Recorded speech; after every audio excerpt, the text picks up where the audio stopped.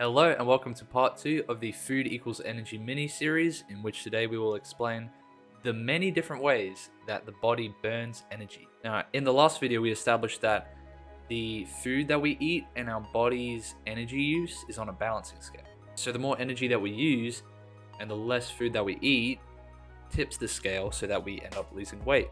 And the same is correct the other way. So if we eat more than our body uses and expends, then we will end up gaining weight. So first we have to know how our body uses energy and what it's called. As an example, people say they can't lose weight because of their slow metabolism, or they can't gain weight because of their fast metabolism. What are they talking about? Metabolism, put simply, is when the body uses chemical fuels to do stuff. When people talk about metabolism, they mention it with ignorance and lack of knowledge of total daily energy expenditure.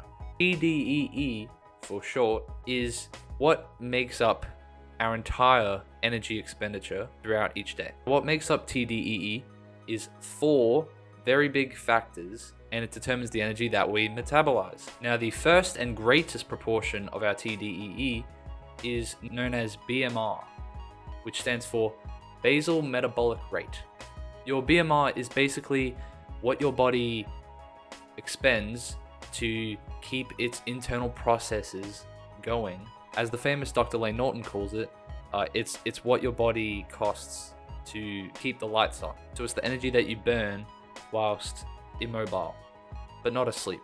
This is sometimes confused with RMR, which is resting metabolic rate, and some people say that is slightly different, whereas resting metabolic rate is less specific, but it's easier to measure. Basal metabolic rate makes up 50 to 60% of your total daily energy expenditure. For women, it could range from 800 to 1200 calories per day. For men, it could range from 1200 to 600. And resting metabolic rate, which is a slight variation of that, could be up to 2000 per day for some people. Could range basically from 1000, 2000 per day. The next factor of your TDEE is a pretty self-explanatory one, and it is your exercise activity. This is voluntary exercise that we do each day to increase our expenditure in accordance with our goals.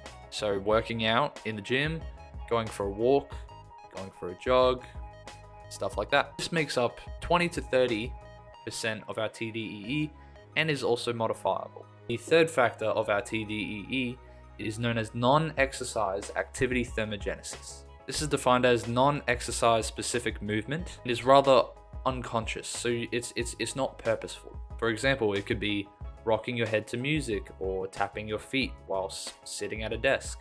It could be walking around whilst on the phone. It is not purposeful. Now, an example right now would be that I move my hand sometimes when I talk, and now that I see that and I do that, then it turns into a conscious movement.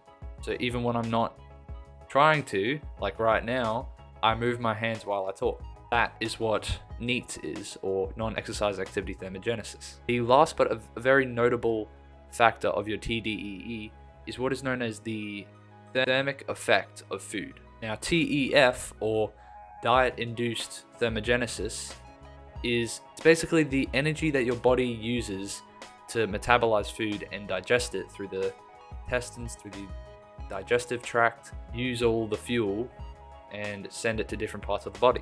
Now, this is where knowing the different types of food that we eat is very important when it comes to burning calories. As we explained in the previous video, the 3 major macronutrients, they actually have a different thermic effect based on what macronutrient they are. Protein and fiber, they have the highest thermic effect of up to 30%. So for the thermic effect of protein, for example, if you ate 100 calories of pure protein, you would net only 70 calories of storage, which is very useful when figuring out what type of foods to eat to help you lose weight. Now, carbohydrates, they have a thermic effect of around 6 to 8%. So you'd net 92 calories or 94 calories if you ate 100 calories of pure carbohydrates. And for fats, they have the lowest thermic effect of food at around 2 to 3%, so barely noticeable. Now, overall, diet-induced thermogenesis, or TEF,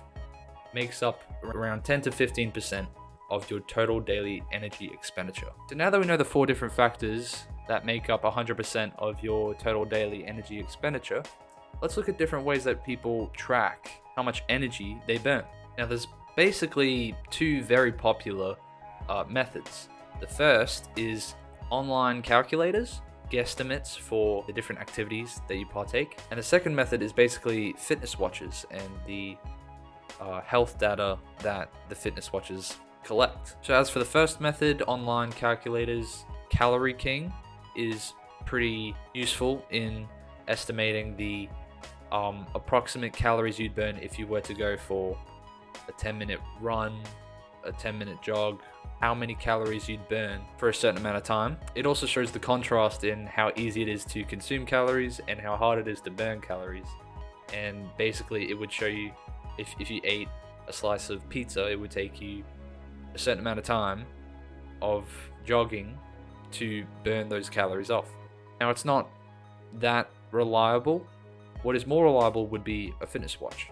And that's why many people rely on Apple Watches, Fitbits, Garmin's to track their daily energy and activity. But we have to note that these tracking methods are inaccurate. They're far less accurate than what we use to track the calories in portion of the energy balance equation.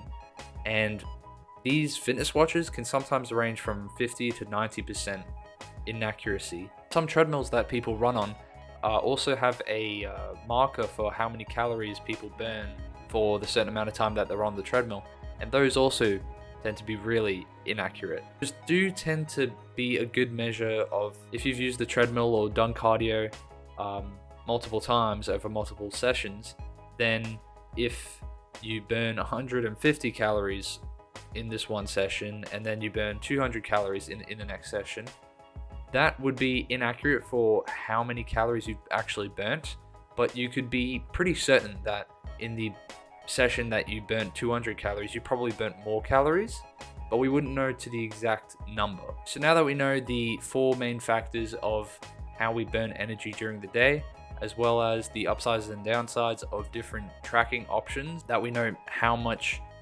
energy we actually use throughout the day, hopefully that can help you when considering either wanting to lose weight, gain weight, or maintain it. Now I hope this was valuable. In the next video we'll be looking at myths and misconceptions about energy balance and diet, and I can't wait to see you there for the final part of our Food Equals Energy mini-series. No more lost potential, and I'll see you in the next one. I'm Nick Steve. See ya.